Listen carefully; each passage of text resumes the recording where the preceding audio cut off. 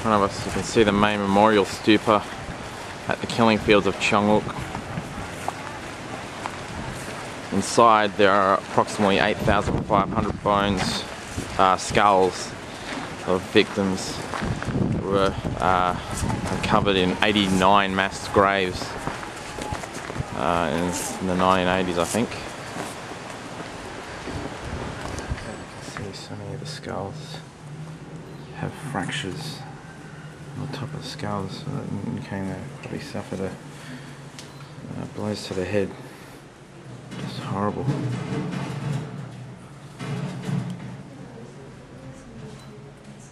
These are just some of the 89 mass graves that were dug up back in 1988, where the 8,500 skulls are now in the stupa. These used to be much bigger, but every year the tree drops foliage onto the ground and hence it's become more shallow.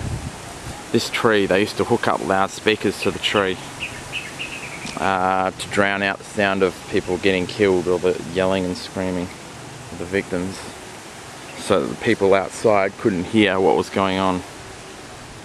This mass grave before 1975 used to be a Chinese burial ground. Okay, this here is the tree against which executioners beat children. Basically, they would take the child up to the tree and then bash it on the head and then throw it in one of these mass graves. Absolutely horrendous. This here is a mass grave in which over 100 people were buried. A mass grave of 166 people found without heads. What's been surmised is that this mass grave,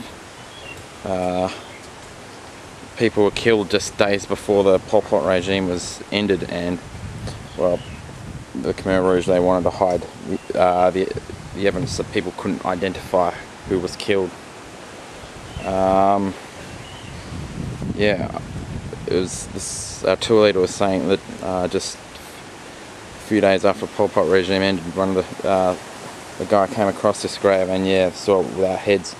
The bodies were still smelling and decaying. Yeah, and it was a horrific sight. This is all okay. This is the mass grave, the largest mass grave at Cheung Ek, where over 450 people were buried. And over here is where Killing Tools storage room was located.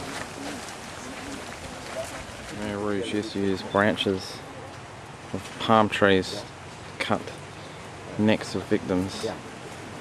It's quite sharp and serrated. Inside the building over there, you can see in front here, another angle, the memorial stupa built to commemorate the victims of Cheung Ek killing fields.